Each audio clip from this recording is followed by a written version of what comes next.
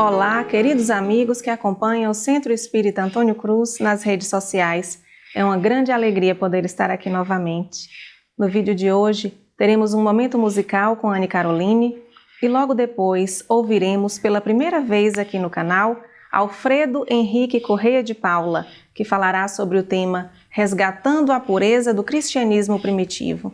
Nós esperamos que vocês gostem e que este vídeo possa servir ainda mais de inspiração para a vivência do amor e da fraternidade.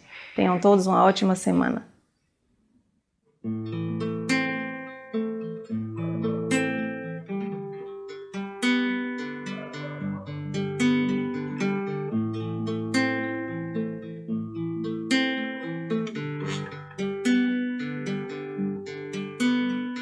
Derrama o coração pelo caminho, tange a lira do bem que te procura. A mensagem da paz canta baixinho,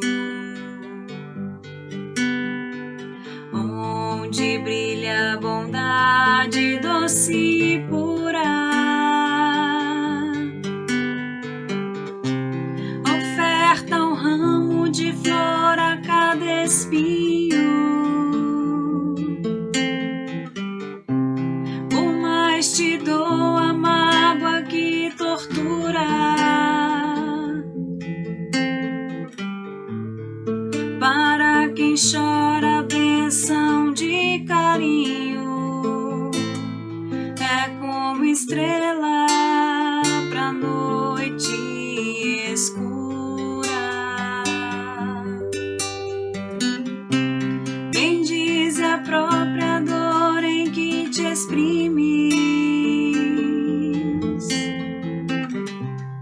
serve sorrindo embora de alma presa ao turbilhão das lágrimas sublimes.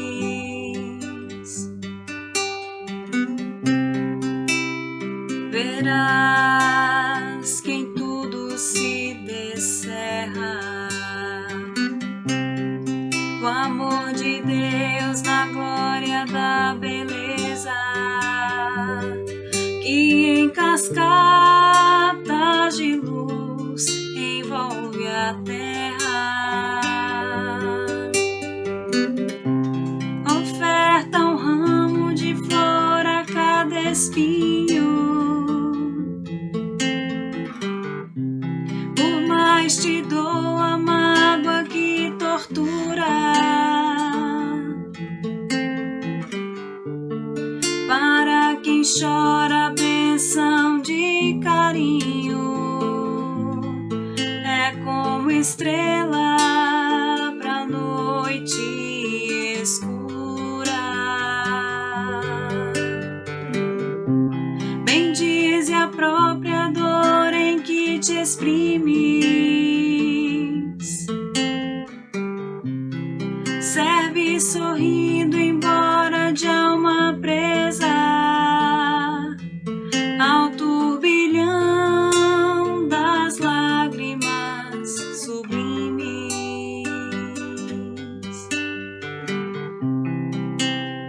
Verás que em tudo se descerra o amor de Deus na glória da beleza, que em cascatas de luz envolve a terra.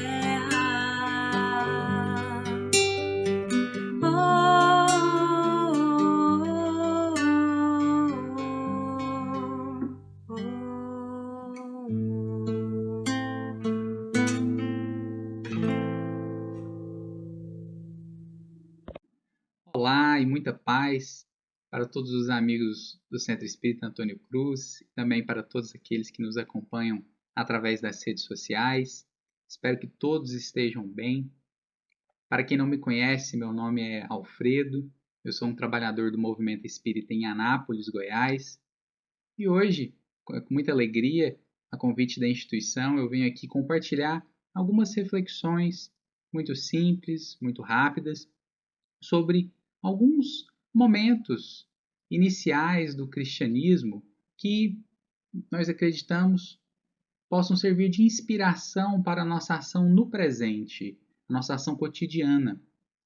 Como alguns já devem saber, a proposta cristã do amor universal, ou seja, aquela proposta de um amor incondicional, sem predicados, sem complementos, que se expande e alcança a todas as pessoas, sem considerações sobre riqueza, pobreza, gênero, raça, ou seja, aquela proposta de um amor verdadeiramente universal é a que melhor combina com a visão filosófica que o Espiritismo nos apresenta. O Espiritismo trabalha dentro de uma perspectiva sobre o ser humano que leva em consideração o caráter reencarnacionista e multidimensional de todos nós. Por isso que para o Espiritismo, o amor é o sentido, a direção para que caminha a vida. E também é, ao mesmo tempo, aquilo que preenche a vida de sentido. Daí porque, no Espiritismo, muitas vezes, nós vemos estudos aprofundados acerca da vivência do Cristo junto aos apóstolos e daqueles que seguiram o exemplo de Jesus. Hoje, nós vamos tentar fazer alguns pequenos recortes e alguns pequenos comentários dentro dessa perspectiva, tendo como norte essa visão filosófica que compreende o amor como sentido da vida.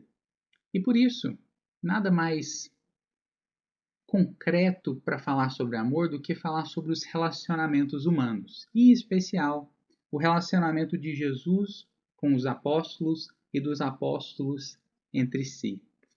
Nós vamos começar com um relacionamento contido nas páginas do Evangelho que exemplifica perfeitamente essa noção de um amor incondicional. É o relacionamento entre Jesus e Judas. Eu sei que muito já se falou e que o que nós vamos trazer não é nenhuma novidade, mas eu acho que nos tempos que nós estamos vivendo, em que às vezes é tão difícil conseguir conviver com pessoas que possuem visões diferentes das nossas, eu acho que esse relacionamento entre Jesus e Judas pode nos auxiliar a encontrar algumas respostas para as nossas vidas.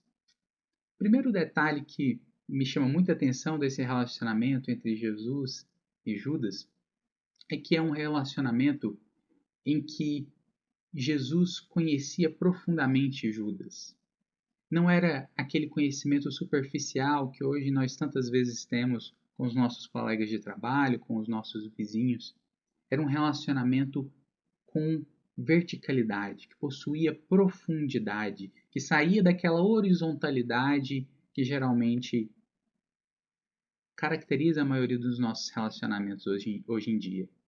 E por isso, por conhecer Judas profundamente, Jesus tinha plenas noções sobre as imperfeições de Judas, sobre como Judas possuía certas visões distintas acerca do que era necessário fazer para se implantar o reino dos céus na terra.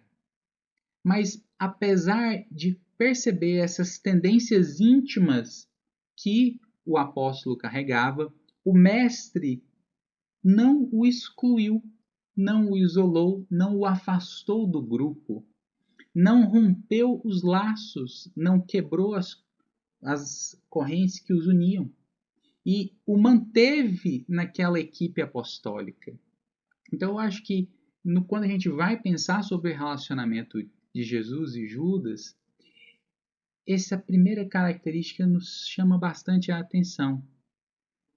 Jesus amava profundamente Judas, e isso fica muito claro pela forma como Jesus tratava Judas, mesmo quando Judas estava em erro.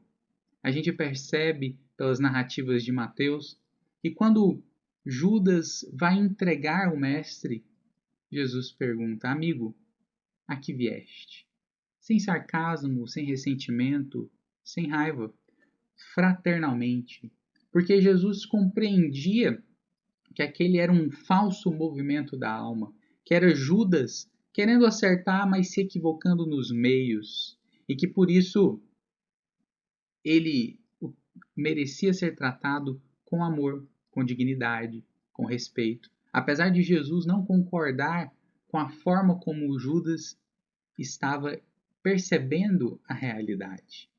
Então, nós percebemos que Jesus amava Judas antes dele errar, quando ele estava errando e também depois que ele errou.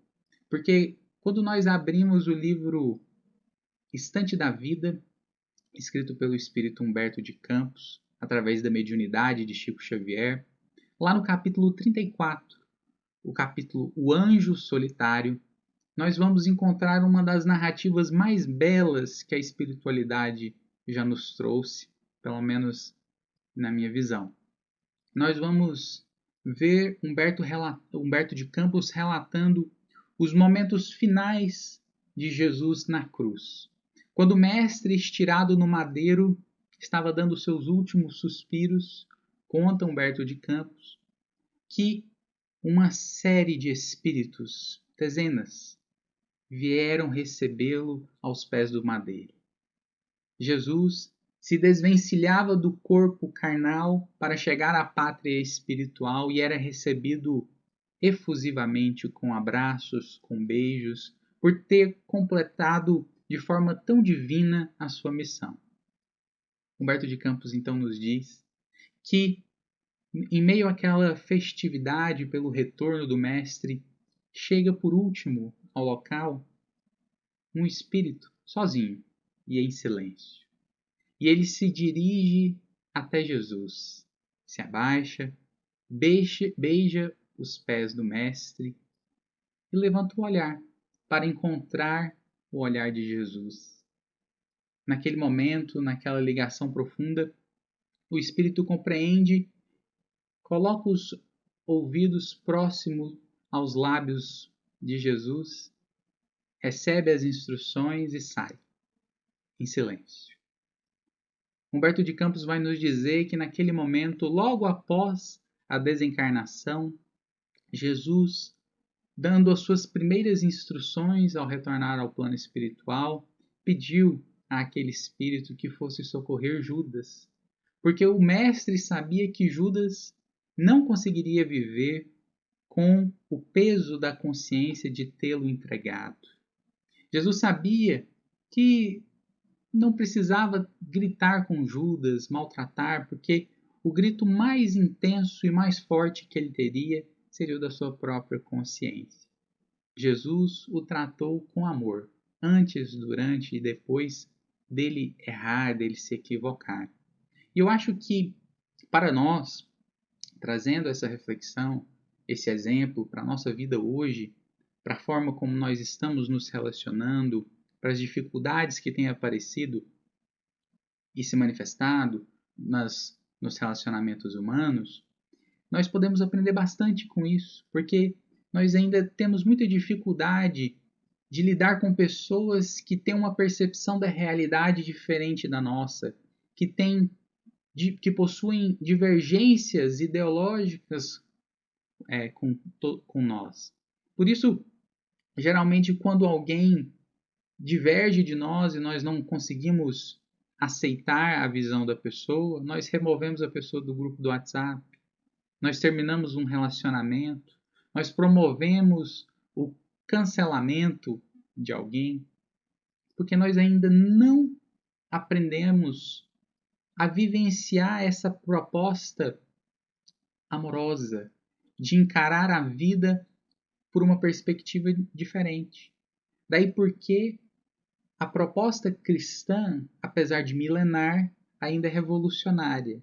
Porque enquanto nós estivermos preocupados em apedrejar, em cancelar, em remover, nós não vamos ter conseguido preencher de sentido pleno as nossas vidas.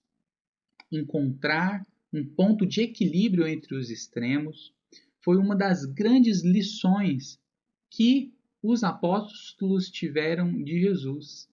Jesus, apesar da proposta ser, entre aspas, revolucionária, porque contraria os costumes, ensinou aos discípulos a necessidade da ponderação.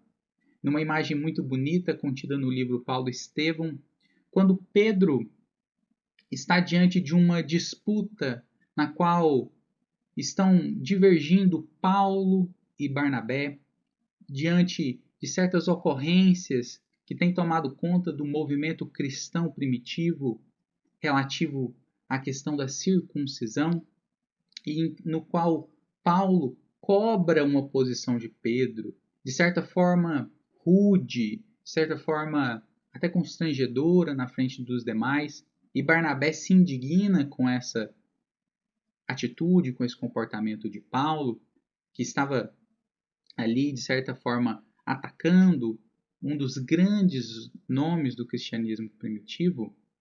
Pedro, em silêncio, vendo aquela cena, vendo os ânimos exaltados e acirrados de todos os que estavam no ambiente, observa a figura de Jesus no madeiro e olha para a cruz.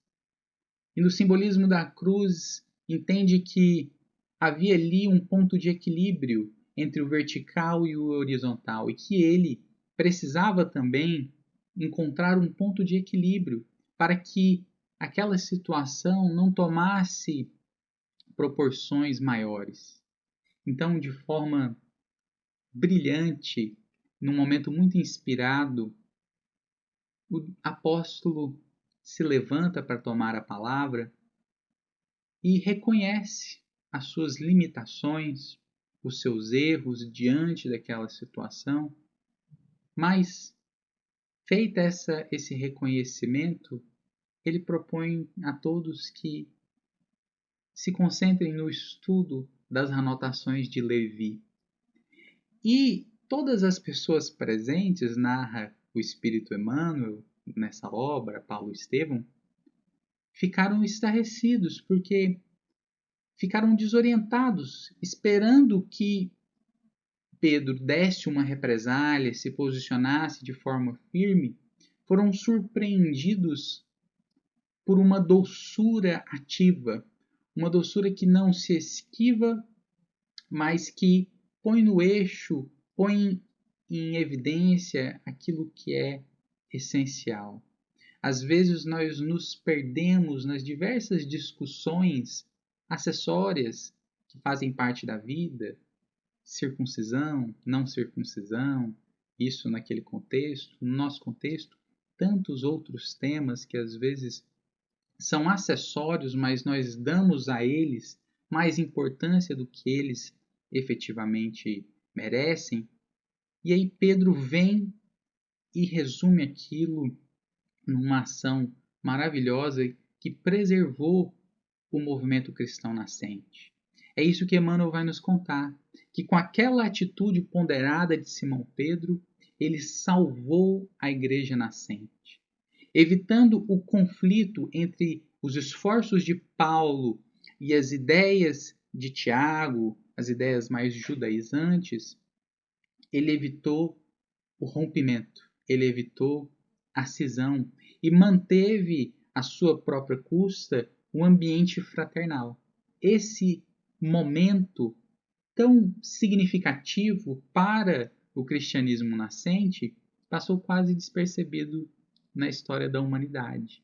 No livro Paulo e Estevão, a gente tem acesso a essas informações e elas nos põem a refletir sobre o nosso momento atual, sobre como é que nós, vivendo o presente com as complexidades que nós temos hoje, podemos encontrar aquilo que é o mais simples, mas o mais essencial: o amor que nós precisamos ter uns com os outros, porque é através desse amor que, como disse o Cristo, nós seremos reconhecidos como seus seguidores. Eu espero que todos tenham um ótimo dia, uma ótima noite, que durante essa semana consigam encontrar um pouco de paz, algumas respostas para as dificuldades que eventualmente estejam enfrentando. E espero do fundo do coração que nós saibamos reconhecer, assim como Emmanuel nos sugere no livro Paulo Estevão, que sem o amor o universo não se sustenta, que o amor é a força que mantém todas as coisas unidas. Muito abraço a todos, até mais.